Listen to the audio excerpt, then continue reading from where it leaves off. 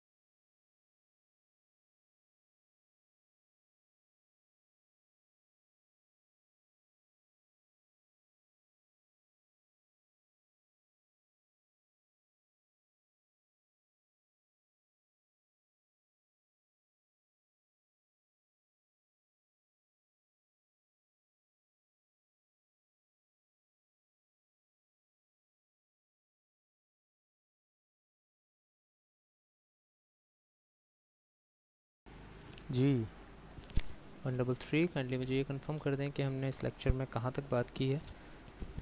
Last lecture में video जो मैंने एक्सेस किया आई थिंक वो मैंने सही हमारी 9/8 को हुई थी ना लास्ट क्लास. 8 को तो ट्यूसडे था.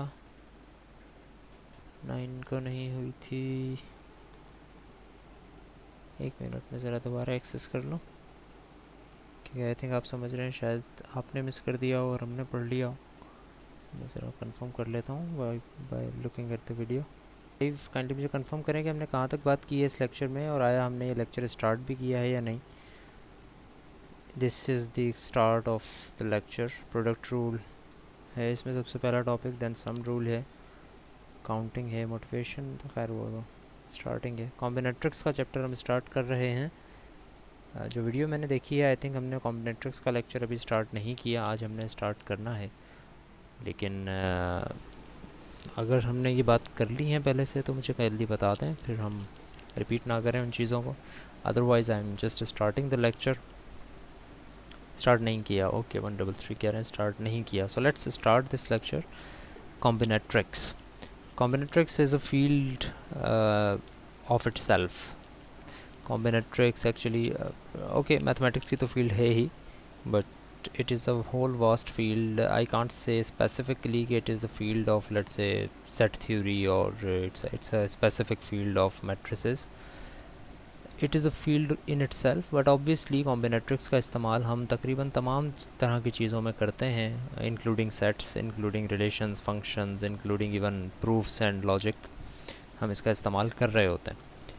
सो कॉम्बिनेट्रिक्स को अगर मैं एक सिंपल जो है वर्ड में डिफ़ाइन करना चाहूँ तो दैट वुड बी काउंटिंग.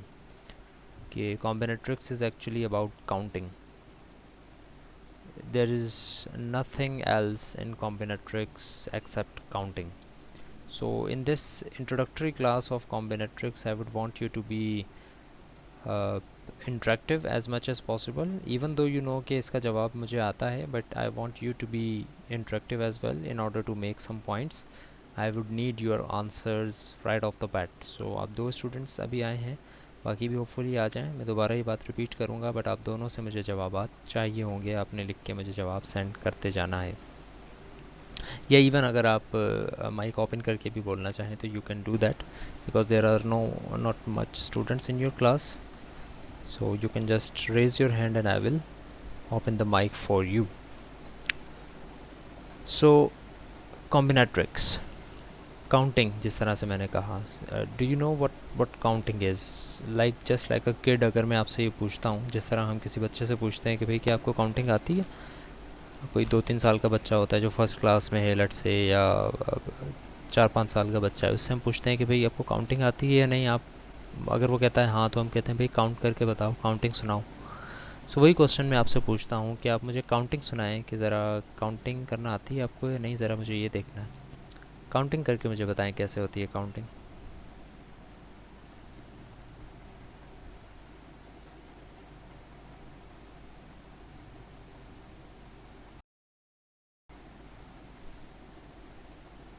ठीक है, वेरी गुड। 135 ने जवाब दिया है कि we do counting like 1 2 3 4 5 and so on. 1 3 3 इसी तरह करते हैं ना हम काउंटिंग, 1 2 3 4 5 6 7 8 9 10। अब इसमें एक इंटरेस्टिंग चीज़ हमने यहाँ डिस्क्रीट मैथमेटिक्स में इस पूरी काउंटिंग से समझनी है कि let's suppose I have this one mobile phone in my hand. एक के बाद एक ऐड कर रहे होते हैं हम, 1 3 3, ठीक है, सही कह रहे हैं आप, एक के बाद एक ऐड कर रहे होंगे, 0.5 नहीं या 2 ऐड नहीं करते हम, एक ही ऐड करते हैं। सो लेट्स सपोज मेरे हाथ में एक मोबाइल फ़ोन है, विजुलाइज़ करें आपके हाथ में भी एक मोबाइल फ़ोन है।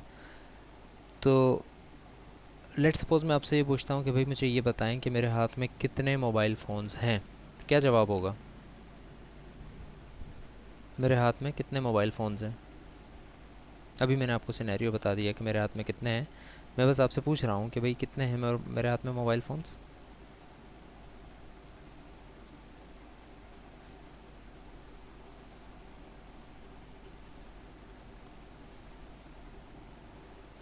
मैक्सिमम 2 नहीं, अभी मैंने जिस तरह से कहा ना 135 के, अज्यूम ये करें कि मेरे हाथ में एक ही मोबाइल फ़ोन है, अभी मेरे पास एक मोबाइल फ़ोन है मेरे हाथ में, सिर्फ एक हाथ का ही मैं पूछ रहा हूँ, दूसरे का नहीं पूछ रहा हूँ, सिर्फ एक हाथ में एक मोबाइल फ़ोन है। मैं आपसे पूछता हूँ कि मेरे हाथ में कितने मोबाइल फ़ोन हैं, तो आपका जवाब होगा कि एक मोबाइल फ़ोन है, कि आपके हाथ में एक मोबाइल फ़ोन है। Right, good 135। So let's say आप मुझसे कहते हैं, मैंने आपसे पूछा कितने मोबाइल फ़ोन है, आपने कहा एक मोबाइल फ़ोन है। लेट्स सपोज मैं कहता हूँ नहीं, एक नहीं, मेरे पास 6 मोबाइल फ़ोन है, तो आपका जवाब ये होगा कि नहीं, आपके पास एक मोबाइल फ़ोन है, आई कैन सी दैट। आपके आपके हाथ में एक ही मोबाइल फ़ोन नज़र आ रहा है, 6 नज़र नहीं आ रहे हैं, तो आप ये कहेंगे कि नहीं, आपके पास एक नहीं 6 मोबाइल फ़ोन्स हैं। व्हाट अबाउट कि मैं आपको कहूँ कि नहीं, मेरे पास 6 मोबाइल फ़ोन है, फ़र्क सिर्फ ये है, फ़र्क को गौर से समझिएगा, फ़र्क सिर्फ ये है कि आपने काउंटिंग 1 से स्टार्ट की है, लेकिन मैंने काउंटिंग 6 से स्टार्ट की है। तो अगर मैं अपनी काउंटिंग 6 से स्टार्ट करूँगा तो फिर मैं यही कहूँगा ना, मेरे हाथ में 6 मोबाइल फ़ोन है। आप जो कि काउंटिंग 1 से स्टार्ट कर रहे हैं, तो आप कह रहे हैं कि एक मोबाइल फ़ोन है। ठीक है, समझ में आ रही है बात?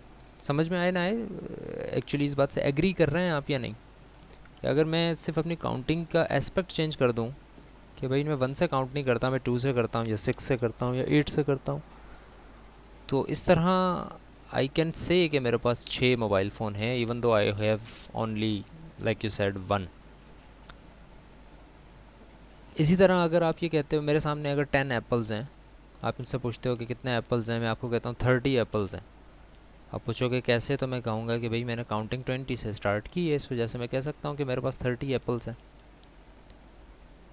सो counting is not as easy and simple as it sounds like, कि हम कहते हैं कि भाई काउंटिंग क्या है, 1 2 3 4 5 6 7 8 is the actual way of counting. Counting is much more than that.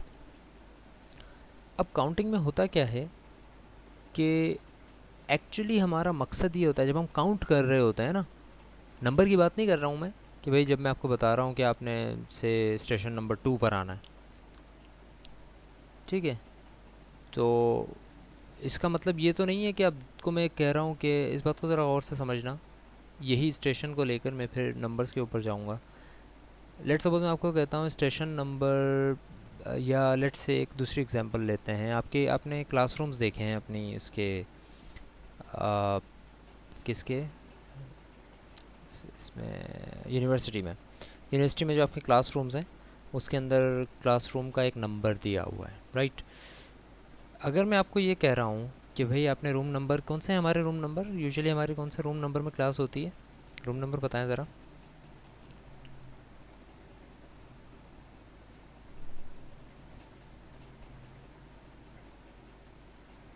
Usually हमारी कौन से रूम नंबर में क्लास होती है, रूम नंबर याद है आप लोगों को, नहीं है? दोबारा से टाइम टेबल देखेंगे। 103, 301 होता है बेसिकली हमारा, शायद मेरा ख्याल हमारी 3rd बिल्डिंग है या कुछ ऐसे। बहरहाल एनीवेज 103 लेट से मैं एक नंबर लेता हूँ कि रूम नंबर 103 में आपकी क्लास है। तो डज दैट मीन कि वो, या 303 जिस तरह कह रहे हैं 135, ये जो रूम नंबर आप बता रहे हैं ये रूम नंबर है actually, it's not actually counting. हमने ये बात नहीं सीखनी है कि आपने रूम का नंबर ये कैसे रखा है, हमने ये बात सीखनी है कि काउंट किस तरह से करना है। जब मैं आपको कहता हूँ ना रूम नंबर 103 में आए, तो मैंने उस रूम का एक नंबर रख दिया है, मैंने काउंट करके नहीं कहा है कि 103rd रूम नंबर में आए। इस डिफरेंस को ज़रा और से समझ लेना। मैंने ये नहीं कहा कि 103rd नंबर रूम नंबर में आए, यानी कि 102 रूम्स छोड़ें और फिर 103 में आए, कि आप काउंट करते हुए आएंगे कि भाई 1 फिर 2 फिर 3 फिर 99 रूम नंबर फिर 14 फिर जो भी हैं, फिर आप 103 में आएंगे, ऐसा तो नहीं है। It's just a number. तो हम इस चीज़ में इंटरेस्टेड नहीं है कि आपने किसी चीज़ का एक नंबर रख दिया है या एक नाम रख दिया है तो हम उसको काउंट कर रहे हैं, नहीं। काउंटिंग इज़ एक्चुअली अबाउट कि आपने 1 से स्टार्ट करना है, जिस पे पूरी दुनिया ने इत्तेफाक कर लिया है कि हम काउंटिंग 1 से ही स्टार्ट करेंगे।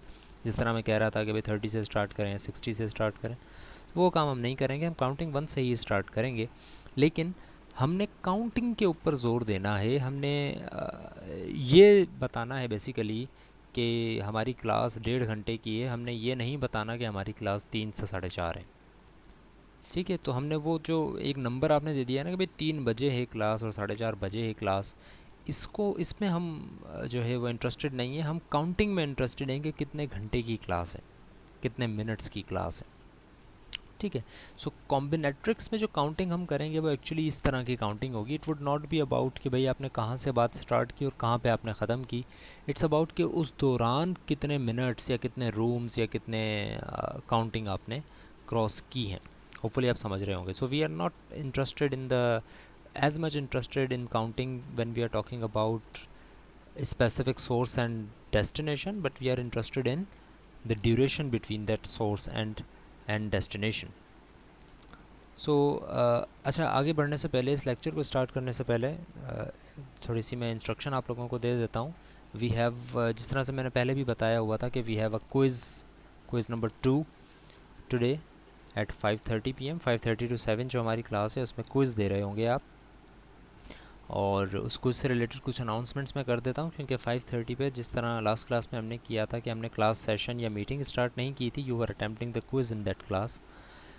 सो आपका आज भी 5:30 to 7 वाली क्लास में क्विज़ होगा, and we will not be attending the meeting. मैं मीटिंग स्टार्ट नहीं करूँगा। 5:30 पे आपका क्विज़ जो है वो पोस्ट हो जाएगा, जो कि अप टू 7 PM आप अटेम्प्ट कर सकते हैं और सबमिट करवा सकते हैं। 7 PM के बाद क्विज़ गायब हो जाएगा और जितना आपने किया होगा आई थिंक वो ऑटो सबमिट हो जाएगा। सो आपने कोशिश ये करनी है सब ने कि वो जो क्विज़ है वो आप बिफ़ोर 7 PM या थोड़ा सा लीवे रख के 6:50 से पहले पहले आप जो है उस क्विज़ को सबमिट करवा दें। वो क्विज़ सिर्फ MCQs नहीं है, उसमें कुछ क्वेश्चंस भी हैं। सो आप ये भी ज़रा अपने पास रखिएगा लीवे कि आपके पास कीबोर्ड हो, या इट्स बेटर कि आप लैपटॉप या किसी डेस्कटॉप मशीन के ऊपर इस जो है वो अटेम्प्ट करें इसको, क्विज़ को। अदरवाइज़ अगर आप मोबाइल पे कर रहे हैं तब भी आप अटेम्प्ट कर सकते हैं। बस ये है कि आपने ये गौर करना है कि अगर किसी क्वेश्चन का जवाब MCQs में नहीं है बल्कि आपने लिख कर देना है, तो किसी आप नोट्स वगैरह की एप्लीकेशन को मोबाइल पे यूज़ करते हुए या किसी और जगह पर आप पहले उसको लिख लें और फिर क्विज़ स्टार्ट करें, ताकि ऐसा ना हो आप एक दफ़ा क्विज़ देख लें और उसका जवाब वहीं पर आप लिखते रहें। ठीक है। सो वहाँ पर आप उसको सबमिट करवा सकेंगे। तो एक दफ़ा आपने क्विज़ स्टार्ट कर दिया तो जो क्वेश्चंस हैं, जो क्वेश्चन है वो आपको जो है नज़र आ जाएगा वहाँ पे। उसको आप जैसे ही अटेम्प्ट करेंगे तो वो लिख कर आप लोगों ने उस क्विज़ के अंदर सबमिट करवा देना है। अगर ऐसा होता है कि ऐसा करना चाहिए या नहीं, let me think about that. चलें, ऐसा कोई इशू नहीं होगा होपफुली।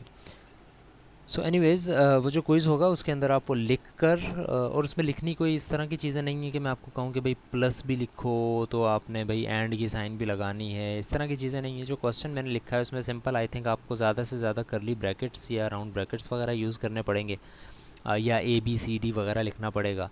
बहुत ही ज़्यादा हो सकता है कि आपको प्लस माइनस वगैरह लिखना पड़े। अदरवाइज़ इस तरह के कोई सिंबल्स नहीं है जिस जो मैं कहूँ कि आपने कंप्यूटर पर लाजमी होना है। बट अगेन मैं यही कहूँगा कि इट्स बेटर अगर आप कंप्यूटर या डेस्कटॉप को एक्सेस कर सकते हैं तो आप क्विज़ वहाँ पर करें रादर दैन के आप मोबाइल के ऊपर करें, क्योंकि मोबाइल में इतनी रैम या इतनी प्रोसेसिंग पावर भी नहीं हुआ करती है कि आप एप्लीकेशन जिस तरह से स्विच करेंगे तो फिर हो सकता है कि वो रिफ़्रेश ना होने लग जाए। सो थोड़ा इस चीज़ को देख लीजिएगा, क्योंकि सिर्फ MCQs नहीं है जो कि आप खोल कर और अटैम्प्ट कर लें। कोई अगर इशू वगैरह होगा ड्यूरिंग द क्विज़ तो CR मुझसे रब्ता कर सकते हैं, और I will be helping you. ठीक है, सो 5:30 वाली जो हमारी क्लास होगी, हम सिर्फ ये आज एक क्लास ले रहे हैं, और 5:30 वाली जो क्लास होगी उसके अंदर क्विज़ स्टार्ट हो जाएगा। सो कॉम्बिनेट्रिक्स के ऊपर आते हैं दोबारा, रिलेशंस के अंदर से है quiz. So what is the motivation behind that? We would want to count in your lectures of software, in your degree of software engineering, you will study many courses जिनके अंदर इस काउंटिंग की theory का इस्तेमाल हुआ करेगा। बहुत से ऐसे कोर्स आपको नज़र आएंगे, जिसकी एक एग्जांपल मैं दे देता हूँ, एनालिसिस ऑफ एल्गोरिदम। आप जब एल्गोरिदम बनाते हैं किसी भी एक तरह के, मैं आपको कहता हूँ एक कैलकुलेटर लिखें, तो एक स्टूडेंट ऐसा है जो 10 लाइन्स में लिख के आ जाता है, एक ऐसा है जो 20 लाइन्स में लिख के आता है, एक ऐसा है जो 100 लाइन्स में लिख के आता है। किया तीनों ने एक ही काम है कि एक कैलकुलेटर बनाया है, सी के अंदर या जावा के अंदर वट। तो हाउ वुड आई अज्यूम कि किस स्टूडेंट ने ज़्यादा अच्छा एल्गोरिदम लिखा है, कैलकुलेटर का ज़्यादा अच्छा कोड लिखा है। तो उसके लिए एक पूरा कोर्स है कि हम एनालिसिस करते हैं एल्गोरिदम का। हम जो एल्गोरिदम्स हैं जो अलग अलग स्टूडेंट्स ने लिखे हैं या अलग अलग लोगों ने लिखे हैं to do the same thing, तो उनमें से हम ये एनालिसिस करते हैं कि कौन सा एल्गोरिदम ज़्यादा बेहतर है, जो कम टाइम ले रहा है, जो कम स्पेस ले हमारी मेमोरी वगैरह की, जल्दी कर दे, उसको हम कहेंगे कि ये एक अच्छा एल्गोरिदम है। तो जब हम एल्गोरिदम्स को नाप रहे होते हैं ना, कौन सा एल्गोरिदम अच्छा है कौन सा बुरा है, उसमें हम कुछ चीज़ें रखते हैं। ऑब्वियसली हम ये तो नहीं कहेंगे कि भाई ये एक एल्गोरिदम उसका उसकी कोई मेजरमेंट होगी। एक एल्गोरिदम लेट सपोज़ 4 पेजेस का है तो वो अच्छा है, और 10 पेजेस का है तो वो बुरा है, ऐसा नहीं हो सकता। हो सकता है कि वो जिस स्टूडेंट ने 10 लाइन्स के अंदर कैलकुलेटर बना दिया है, उसके अंदर उसने 100 दफ़ा चलने वाले 3 लूप्स भी लिख दिए हैं। अब एसेंशियली आपको लग ये रहा है कि वो सिर्फ 10 लाइन्स का कोड है, लेकिन एक्चुअली वो उसमें 10 लाइन्स नहीं चलेंगी, उसमें कोई 300 या 3000 लाइन्स चल रही होंगी आपके कोड की। सो हमें हर चीज़ को एनालाइज करना होगा। ये आप एक डिफरेंट कोर्स पढ़ेंगे, लेकिन उसके अंदर ऑब्वियसली आपको काउंटिंग आनी चाहिए। एंड यू नो कि हम काउंटिंग इस तरह से नहीं कर रहे होंगे हर कोर्स में, स्पेशली बैचलर्स लेवल के ऊपर हम काउंटिंग 1 2 3 की तरह नहीं करते हैं। हम मुख्तलिफ़ फार्मूले लगाते हैं किसी चीज़ को काउंट करने के लिए। ठीक है, मुख्तलिफ़ फार्मूले लगा रहे होते हैं। जिस तरह से मैं वही बात कहता हूँ कि भाई एक इंस्ट्रक्शन है, एक लूप के अंदर एक इंस्ट्रक्शन है, और वो लूप 100 दफ़ा चल रहा है, तो वो इंस्ट्रक्शन कितनी दफ़ा चलेगी, ज़रा मुझे जवाब दें इसका। एक लूप है, उसके अंदर एक इंस्ट्रक्शन लिखी हुई है, वो लूप 100 दफ़ा चलता है, उसके अंदर लिखी हुई इंस्ट्रक्शन कितनी दफ़ा चल रही है?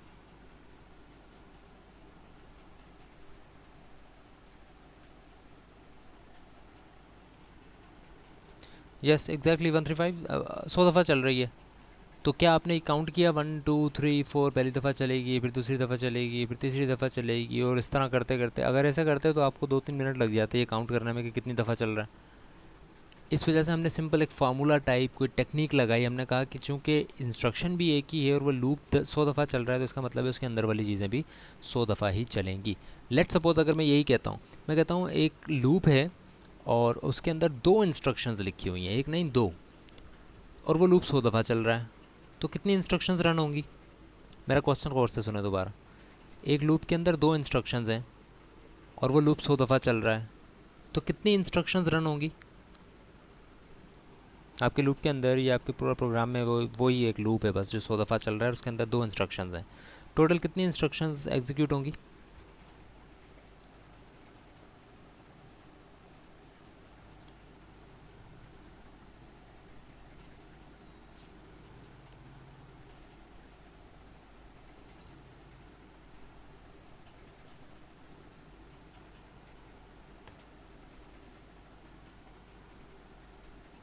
जी जनाब, कौन बता रहा है? 133 135 एक लूप है, उसके अंदर 2 इंस्ट्रक्शंस हैं, वो लूप 100 दफ़ा चल रहा है। कितनी इंस्ट्रक्शंस एग्जीक्यूट हो रही हैं?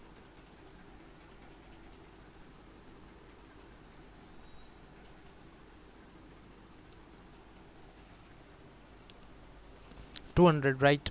एक्चुअली इंस्ट्रक्शन 2 ही हो रही हैं, लेकिन यू आर राइट कि वो 200, हर एक इंस्ट्रक्शन 100 दफ़ा हो रही है, तो टोटली इंस्ट्रक्शन प्रोसेसिंग पावर जो है वो 200 इंस्ट्रक्शन की लगेगी। तो 200 इंस्ट्रक्शंस जो हैं वो बेसिकली रन हो रही होंगी। Again you did not count it कि भाई 1 2 3 4 5 6 7 8। इसेंशियली आपने काउंट ही किया है, बट प्रैक्टिकली आपने काउंट नहीं किया है कि आप कहें कि मैं 1 कहा मैंने, फिर 2 कहा, फिर 3 कहा, या उंगली रख रख के मैंने गिना। नहीं, आपने एक फार्मूला लगाया, आपने कहा कि भाई 2 इंस्ट्रक्शन है, 100 है, आपने कहा 2 into 100, so that would be 200 instructions in your code. So you will be dealing with counting in almost every field, in almost every um, course of your degree here. And in that degree, in those courses जिसके अंदर counting का बहुत बड़ा impact है, जिस तरह analysis of algorithm में मैंने कहा, या इवन डाटा स्ट्रक्चर्स के अंदर, या मुख्तलिफ तरह के ऐसे कोर्सेज आएंगे जिसके अंदर काउंटिंग का बहुत बड़ा इम्पैक्ट होगा। So you should know how to count, not just like a kid के 1 2 3 4 5 6 और 2 + 2 4, बट वी शुड नो कि how to count discretely, because not everywhere we will be counting like 1 2 3 4. We would need different functions, different formula for counting in many different kind of things. जिस तरह से एक example लिखी हुई है नीचे, originally combinatorics was motivated by gambling, counting configuration is essential to elementary probability. जिस तरह एक सिंपल एग्जांपल लिखी हुई है कि how many arrangements are there of a deck of 52 cards. 52 cards हैं, अगर आपने कार्ड्स खेले हों तो आपको वो कार्ड्स खुद ही विजुलाइज हो जाने चाहिए, अगर नहीं तो जस्ट ये विजुलाइज करें कि 52 कार्ड्स हैं, हर एक कार्ड के ऊपर एक नंबर लिखा हुआ है। यानी एक कार्ड है उसके ऊपर लिखा हुआ है 1, एक कार्ड है उसके ऊपर लिखा हुआ है 2, एक कार्ड है उसके ऊपर लिखा हुआ है 13, एक कार्ड है उसके ऊपर लिखा हुआ है 17, एक कार्ड है उसके ऊपर लिखा हुआ है 51, और एक कार्ड है उसके ऊपर लिखा हुआ है 52। सो इसकी कितनी अरेंजमेंट्स हो सकती हैं? फॉर एग्जांपल मैं एक अरेंजमेंट आपको गिनवाता हूँ। एक अरेंजमेंट ये है कि कार्ड नंबर 1 है, उसके नीचे कार्ड नंबर 2 है, उसके नीचे कार्ड नंबर 3 है, फिर कार्ड नंबर 4 है, फिर कार्ड नंबर 5 है, अप टू 50 है, फिर 51 है, फिर 52 है। ये एक अरेंजमेंट हो गई। लेकिन ऐसा भी तो हो सकता है कि मैं अरेंजमेंट को थोड़ा सा चेंज कर दूँ और एक डिफरेंट अरेंजमेंट बना दूँ। और वो डिफरेंट अरेंजमेंट कैसे बनेगी कि मैं कार्ड नंबर 1 रखता हूँ, फिर कार्ड नंबर 2, फिर कार्ड नंबर 3, फिर कार्ड नंबर 4, उसी तरह, लेकिन एंड में 51 52 की जगह चेंज कर देता हूँ, 52 को ऊपर रख देता हूँ, 51 को नीचे रख देता हूँ। तो अब मैं कहूँगा ये एक डिफरेंट अरेंजमेंट है इन कार्ड्स की। इसी तरह मैं एक और अरेंजमेंट करता हूँ, लेट्स से कि मैं 52 को उठा के टॉप पे रख देता हूँ, और उसके नीचे 1 2 3 4 5 अप टू 51। ये एक अलग अरेंजमेंट हो गई। ये 3 अरेंजमेंट्स मैंने आपको अभी गिनवा दी। सो कैन यू काउंट के 52 कार्ड्स हैं, उनको मैं कितने तरीक़ों से अरेंज कर सकता हूँ ऐसे? Any guess, any wild guess? I am not assuming कि आपको इसका जवाब आता होगा।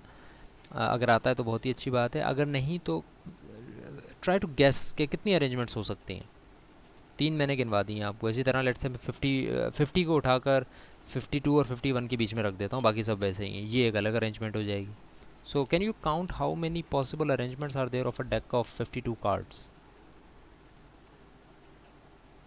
ठीक है, डू यू थिंक 135 करें कि no sir I can not count? Can you guess, just take a guess, कितनी होंगी?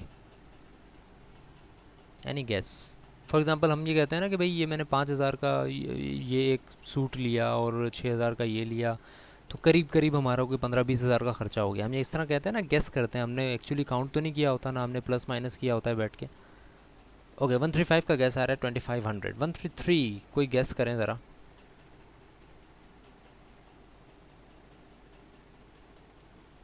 Okay, 2704। I am not asking कि आपने ये काउंट कैसे किया, but these are really under estimated values. 2500 and 2704। अब सुने ज़रा, एक्चुअली हम अगर ये काउंट करने बैठे हैं, ऑब्वियसली यू कैन विजुअलाइज़ कि हम ये काउंट नहीं कर पाएंगे। जिस तरह पहला जवाब ये आया था कि सर काउंट नहीं किया जा सकता, इवन दो मैं आपको अगर एक दिन भी पूरा दे दूँ तब भी it would be very hectic for you to count all of the combinations. So actually the correct answer of this, मैं करेक्ट आंसर बता नहीं रहा हूँ आपको, बट उसके करेक्ट आंसर से रिलेटेड कुछ, क्योंकि करेक्ट आंसर मुझे भी नहीं पता। The 52 decks card can be arranged in a number of ways. For example मैं कहता हूँ एक्स तरह से हम इसको अरेंज कर सकते हैं। अब एक्स की वैल्यू हमने बतानी है ना, मैं जब भी उस नंबर का जिक्र कर रहा हूँ तो मैं एक्स का नाम लूँगा कि भाई एक्स तरह से हम अरेंज कर सकते हैं। अब वो एक्स की वैल्यू आप गेस कर रहे हैं 2500 या 2704, मेरे लिए वो एक्स की वैल्यू कुछ और है। उस एक्स की वैल्यू को ज़रा सुने कि वो एक्स की वैल्यू यानी कि the number of ways I can arrange a deck of 52 cards, the correct answer to that is a number which has around 70 digits.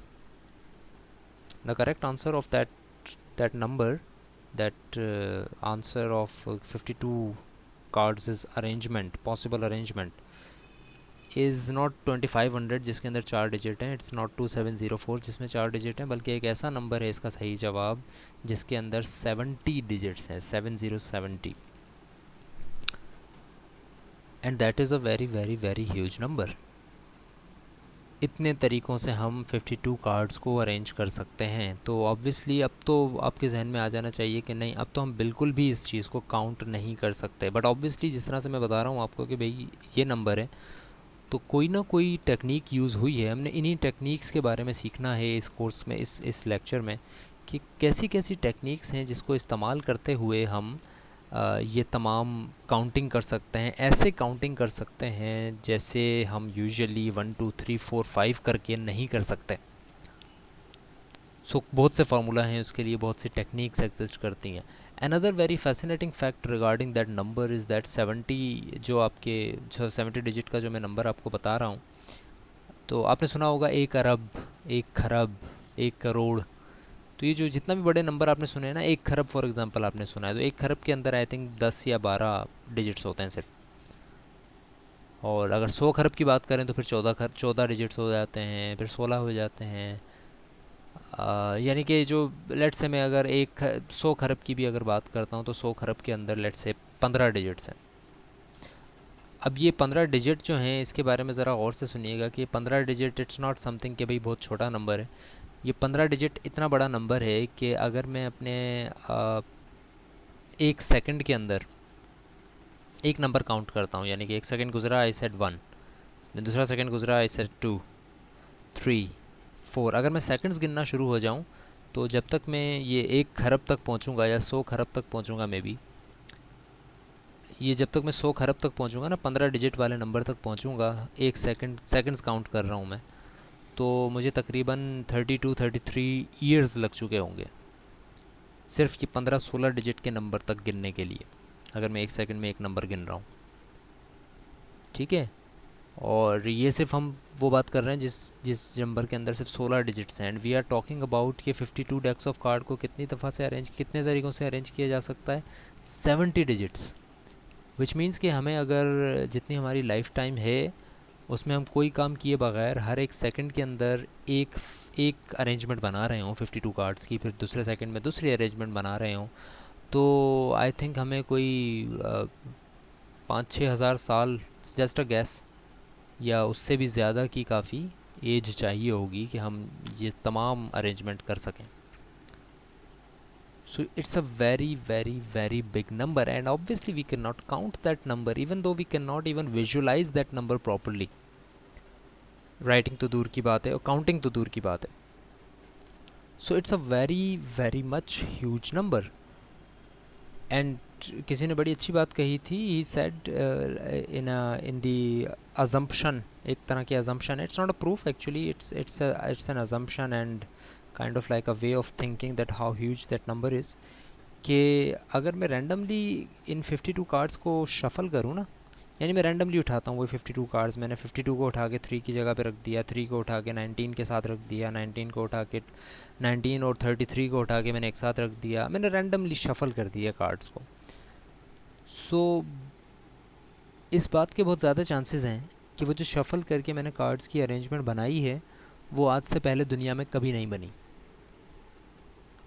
अगर मैं रैंडमली बना रहा हूँ तो। हाँ, अगर मैंने याद रख लिया है कि ऐसे है और फिर कल मैं दोबारा वही बनाता हूँ तो ऑब्वियसली उसको मैं पहले बना चुका हूँ। लेकिन अगर मैं रैंडमली शफ़ल करता हूँ तो there is a higher chance कि वो अरेंजमेंट मैंने जो बनाई है वो आज से पहले दुनिया में कभी भी नहीं बनी। एक बहुत बहुत एक फैसिनेटिंग सी बात भी है, लेकिन एक ये अजम्पशन है, it's not a proven fact but it's an assumption कि ऐसा हुआ हो। तो इस अजम्पशन के साथ हमें ये पता लगता है कि एक्चुअली ये नंबर बहुत बड़ा है। तो ना सिर्फ ये, अगर मैं इसी तरह आपसे पूछता हूँ कि भाई दुनिया में 1 करोड़ बंदे हैं लेट से, या कितनी है आबादी, 7 करोड़, 7 अरब की है शायद आबादी। दुनिया की 7 अरब की आबादी है, लेट सपोज़ कि मैं 7 अरब बंदों को किस तरह से अरेंज कर सकता हूँ कि भाई मैं हूँ, मेरे बाद एक दूसरा बंदा खड़ा हो, फिर एक दूसरा बंदा खड़ा हो, इस तरह 7 अरब बंदे खड़े हो गए। और मैं कहता हूँ कि नहीं, इनको थोड़ा अरेंजमेंट को चेंज करें, सेकंड अरेंजमेंट पे आएँ, फिर थर्ड पर आएँ, फिर फोर्थ पर आएँ, तो क्या मुझे ये सोचना पड़ेगा कि कितनी अरेंजमेंट बना सकता हूँ? No, I would need a formula, I would need a technique in order to count that number. ठीक है, इसी तरह से बड़ी एक इंटरेस्टिंग एग्जांपल जो कि आपको मैंने आई थिंक कोर्स स्टार्ट होते हुए भी दी थी, कि जिस तरह से अभी भी आप देख रहे हैं पीएसएल दोबारा से स्टार्ट हुआ है। लेट्स से पीएसएल के अंदर 6 टीम्स हैं, और मैं अगर ये सोचूं कि भाई वो 6 टीम्स के लिए लाजमी है कि हर टीम 2 टीम्स से खेले, या हर टीम दूसरी टीम से खेले और 2-2 मैचेस खेले, जो कि यूजुअली पीएसएल का स्ट्रक्चर इसी तरह का है कि आई थिंक 6 या 7 टीम्स हैं, उनमें से हर टीम ने दूसरी टीम के साथ एक मैच खेलना है, लेकिन एक नहीं 2 मैचेस खेलने हैं। तो टोटल नंबर ऑफ़ मैचेस कितने होंगे? इसको निकालने का कोई ना कोई टेक्निक होनी चाहिए। अगर मैं लिख के काउंट करने बैठ जाऊंगा तो वो हेक्टिक भी काफ़ी रहेगा मेरे लिए, और मैं उस पर गलतियाँ भी काफ़ी करूँगा। So I would need some kind of a technique in order to understand all of that properly. So combinatorics is actually about counting things without actually counting things. Combinatorics can be used as a proof technique as well. मैं proof technique के तौर पे भी कॉम्बिनेट्रिक्स को use कर सकता हूँ। Let's say कॉम्बिनेट्रिक्स का एक सिंपल सा रूल मैं उठाता हूँ कि भाई अगर मैं ये कहता हूँ कि एक चीज़ मैंने 40 रुपये की ली और दूसरी चीज़ मैंने 50 रुपये की ली, तो टोटल कितना अमाउंट पे किया मैंने? अगर एक चीज़ मैंने 40 रुपये की ली है एक दुकानदार से, और एक चीज़ 50 रुपये की ली है, तो टोटल कितना अमाउंट पे करूँगा मैं उसे?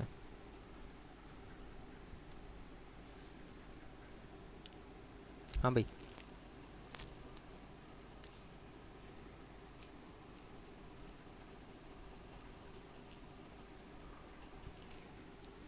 90 रुपीज़ पे करूँगा, यस, 90 रुपीज़ या what ever that currency is, 90 rupees जो है मैं उसको पे कर रहा हूँ। ये आपने कैसे किया? क्या आप प्रूव कर सकते हैं कि ये आपने 90 कैसे ले आए? प्रूव करें इसको। तो भाई इसका प्रूफ सिंपल सा है कि भाई आपने कहा 40 और 50, तो 40 और 50 को मैंने ऐड कर दिया। एडिंग जो ऐड किया है आपने, that adding is actually a technique of combinatorics. Count करने की टेक्निक है एक। आपने 40 के बाद 1 से स्टार्ट नहीं किया कि 40 के बाद 41, फिर 42, फिर 43 एंड देन 50 तक आप आए हो, या 90 तक आप आए हो। So it's a technique, it's adding two numbers is a technique of combinatorics, जिसको हम सम रूल कहते हैं। इसी तरह अगर मैं आपको कहूँ कि 40 रुपये की एक चीज़ है और मैंने वो चीज़ें 5 ली हैं, एक चॉकलेट है 40 रुपये की है, उसको मैं कहता हूँ 5 चॉकलेट्स दे दो, कितने रुपए दूंगा उसको मैं? एक चॉकलेट 40 रुपीज़ की है, मैंने उससे 5 ख़रीदी हैं दुकानदार से, कितने रुपए दूंगा जी?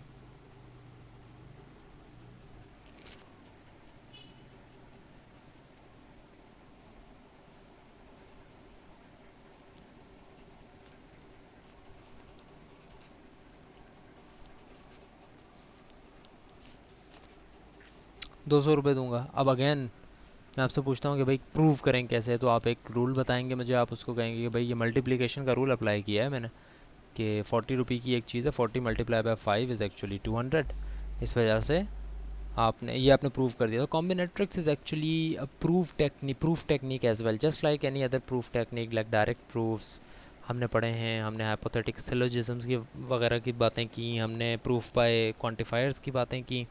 तो इस तरह की बहुत सारी टेक्निक्स हैं प्रूफ की जो कि हम इस्तेमाल कर सकते हैं। उनमें से एक कॉम्बिनेट्रिक प्रूफ भी है, कॉम्बिनेट्रियल प्रूफ भी है, यानी कि कॉम्बिनेट्रिक्स की फार्मूला जो कि एक वेल नोन फार्मूले हैं, उनको यूज़ करते हुए आप कोई चीज़ अगर प्रूफ कर रहे हैं तो actually you are using the technique of combinatorial proof. अच्छा, इसमें सबसे पहला रूल वही जो कि अभी हमने पढ़ा, product rule. If two events are not mutually exclusive, that is we do them separately, we do not do them separately actually. इस चीज़ को इग्नोर कर दें जो कि यहाँ पर लिखी हुई है ना ब्रैकेट में, इसको इग्नोर कर दें क्योंकि मैं आपको वैसे ही समझा रहा हूँ। इंग्लिश में ये चीज़ सही लिखी हुई है, लेकिन हम इसको एक्चुअली कन्फ्यूजन के हिसाब से पढ़ेंगे, मेरे ख्याल से हमें कन्फ्यूजन हो जाएगी। हम नेटिव स्पीकर्स नहीं हैं इंग्लिश के, और ये बात थोड़ी सी मुझे कंफ्यूज कर देती है, बिकॉज एक्चुअली ग्रामेटिकली ये बात सही है। यहाँ पे ये जो ब्रैकेट में लिखी हुई है इसका मतलब नॉट को हटाकर म्यूचुअली एक्सक्लूसिव है, बट इसको छोड़ दें आप सिर्फ ये बात मुझसे सुने और समझें।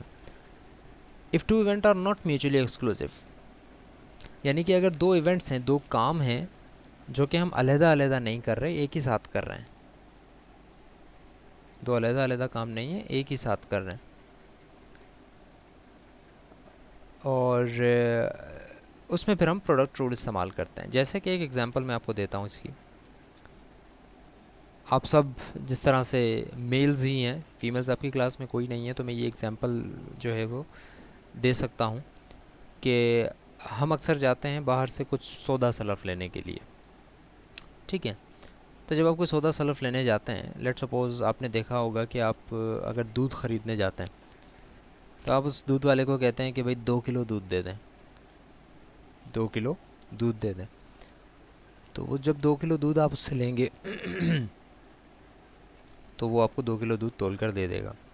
लेकिन कभी कभी ऐसा होता है, आपने नोट किया होगा कि आपको दूध लेने के लिए भेजा जाता है और आपको ये नहीं कहा जाता कि 2 किलो दूध लेके आइएगा, आपको ये कहा जाता है कि 2 किलो दूध लाना, लेकिन 1 किलो अलग लाना और 1 किलो अलग लाना, ठीक है। जिसको हम यूजुअली ज़बान में अपनी ज़बान में कहते हैं कि भाई 2 जगह ले आना, 2 किलो दूध लेकिन 2 जगह, 1 1 किलो अलग अलग। तो दूध एक ऐसी चीज़ है जो कि एक ही चीज़ आप ख़रीद रहे हो ना। अगर आप ये कहते हो कि भाई 2 किलो दूध दे दो, इसका मतलब है आप एक ऐसा काम कर रहे हो जो कि अलहदा अलहदा करना सही नहीं है। 2 किलो दूध है, एक ही साथ आ जाए। लेकिन अगर आप ये कहते हो कि भाई 2 किलो दूध लेकिन 1 किलो अलग और 1 किलो अलग, तो इसका मतलब है अब आप ये कह रहे हो कि आप एक ऐसा काम कर रहे हो जो कि दोनों साथ नहीं हो सकते, साथ नहीं कर रहे।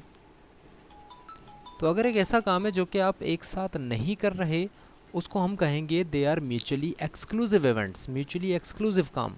ये भाई उसका और उसका कोई ताल्लुक नहीं है, अलग अलग दूध बांध के दें आप।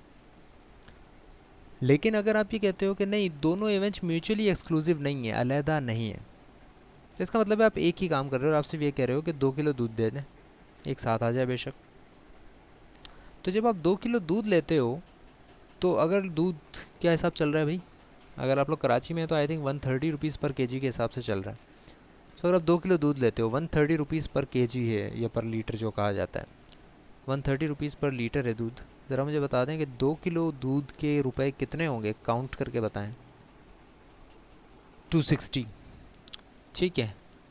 आ, अब मुझे बताएं 1.5 किलो दूध के कितने होंगे, 1.5 के, 1.5 केजी के,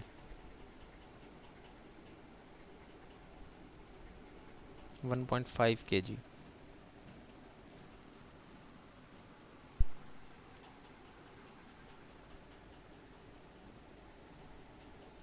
साथ साथ ये भी बता देना कि 1.5 केजी के जो अमाउंट आप बता रहे हैं वो कैसे बता रहे हैं, कैसे आपने निकाला, वो कैसे कैलकुलेट किया।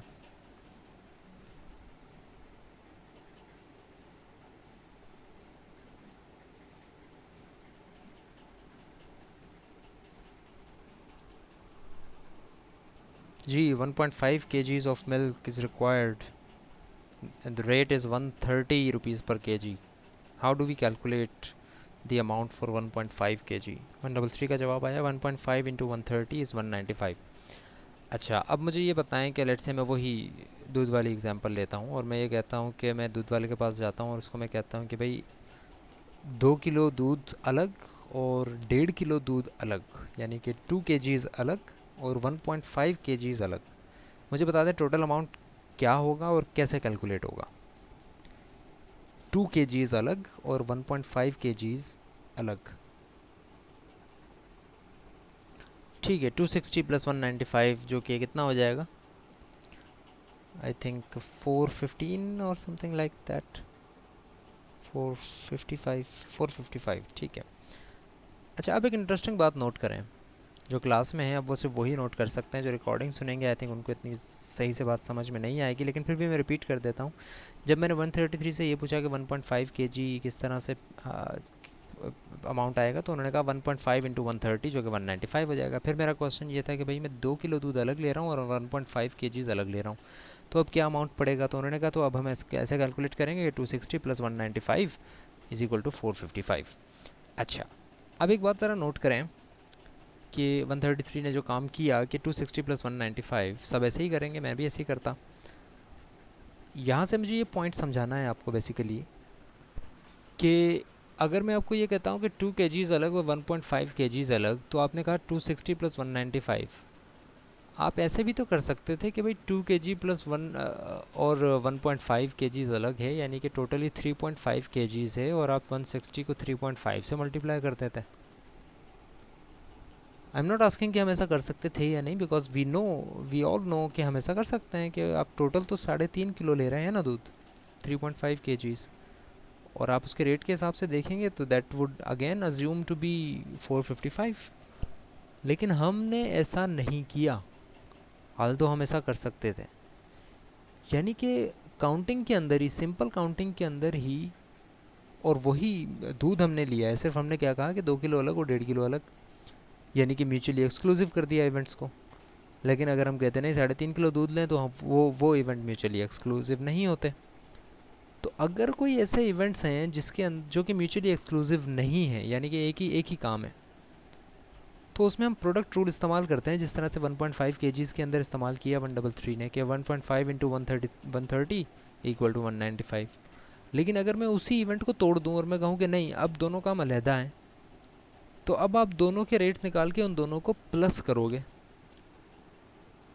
आप एक ही दफ़ा मल्टीप्लाई नहीं करोगे। सो ये दो डिफरेंट रूल्स हैं, एक है प्रोडक्ट रूल और एक है सम रूल। प्रोडक्ट रूल ये कहता है कि अगर दो इवेंट्स म्यूचुअली एक्सक्लूसिव नहीं हैं, यानी कि आप उनको एक साथ कर रहे हैं, तो फिर उसमें आप मल्टीप्लिकेशन इस्तेमाल करते हैं। इसमें जो चीज़ें लिखी हुई हैं, यानी कि जो थ्योरम है एक्चुअली, उसको हम नेक्स्ट क्लास में देखेंगे। और अगर दो एक्सक्लूसिव इवेंट्स हैं, दो अलग-अलग इवेंट्स हैं, जो कि अगली स्लाइड में आप देखेंगे, दो अलग-अलग इवेंट्स हैं, if two events are mutually exclusive, तो उसमें हम सम अप्लाई करते हैं, जिस तरह से अभी हमने दूध वाली एग्जांपल में देखा 260 प्लस 195। ठीक है, तो यहाँ से हम नेक्स्ट क्लास में बात स्टार्ट करेंगे। इस काफ़ी डिटेल में हमने डिस्कस करना है कि भाई ये आसान नहीं है, ये इतना सिंपल नहीं है जितना सिंपल हम सोचते हैं कि भाई मल्टीप्लाई कर दो या प्लस कर दो। कहीं की जगहों पर हमें मल्टीप्लाई करना होता है, किसी जगह पर हमें प्लस करना होता है। ये दो डिफरेंट रूल्स हैं, और इसी को हम सेट थ्योरी के अंदर किस तरह से अप्लाई होते हैं वो भी पढ़ेंगे हम। सम रूल को, यूनियन क्या होता है, इंटरसेक्शन किस तरह से होता है, कैलकुलेशन किस तरह से होती है। तो चूँकि इसके लिए पूरा हमें एक फोकस चाहिए होगा, नेक्स्ट क्लास जो हमारी फ़िज़िकल होगी उसके अंदर हम इस टॉपिक को कंटिन्यू करेंगे। अभी मैं इस क्लास को यहाँ फिनिश कर रहा हूँ। लाइक आई सेड 5:30 पे क्विज़ स्टार्ट होगा, please tell other students as well. 5:30 पे there will be a quiz, and it's better कि आप वो क्विज़ डेस्कटॉप या लैपटॉप कंप्यूटर के ऊपर करें, क्योंकि उसमें मुझे कुछ चीज़ें भी टाइप करवानी है आपसे। It's not just an MCQs based question. तो ज़्यादा चीज़ें नहीं, बस ज़्यादा से ज़्यादा आपको करली ब्रैकेट्स यानी सेट्स वगैरह कुछ बनाने होंगे, हो सकता है कुछ ऑर्डर्ड पेयर्स आपको लिख के देने पड़ें, तो और कुछ एंड या सॉर वॉर की साइन यूज़ नहीं होगी, बट ये है कि करली ब्रैकेट्स और स्क्वायर ब्रैकेट्स या इस तरह की चीज़ें हो सकता है कि आपको लिखनी पड़ें, प्लस माइनस की तरह। तो इट वुड बी बेटर अगर आप डेस्कटॉप या लैपटॉप कंप्यूटर के ऊपर वो क्विज़ अटैम्प्ट करते हैं। 5:30 के ऊपर पोस्ट हो जाएगा MS टीम्स के ऊपर वो क्विज़, और तब आपने स्टार्ट करना है। क्लास में सारे स्टूडेंट्स मैं नहीं देख पा रहा हूँ, इस वजह से I am again telling you कि 5:30 वाली जो क्लास है, प्लीज़ टेल अदर स्टूडेंट्स कि वो क्लास लाजमी ज्वाइन करें। यानी कि क्लास तो नहीं होगी, वो टीम हम ज्वाइन नहीं करेंगे, बट क्विज़ लाजमी अटैम्प्ट करें। 7 PM तक वो क्विज़ होगा, और 6:50 के अराउंड आई होप कि आप लोग सब जमा करवा देंगे, क्योंकि 7 PM is the closing time, और 7 PM के बाद वो क्विज़ एक्सेप्ट नहीं होगा। सो कोई क्वेश्चन है तो बेशक मुझसे पूछ लें, otherwise the class is dismissed. You can go and prepare yourself for the quiz, and the quiz will start at 5:30. I'm still here if you want to ask any question.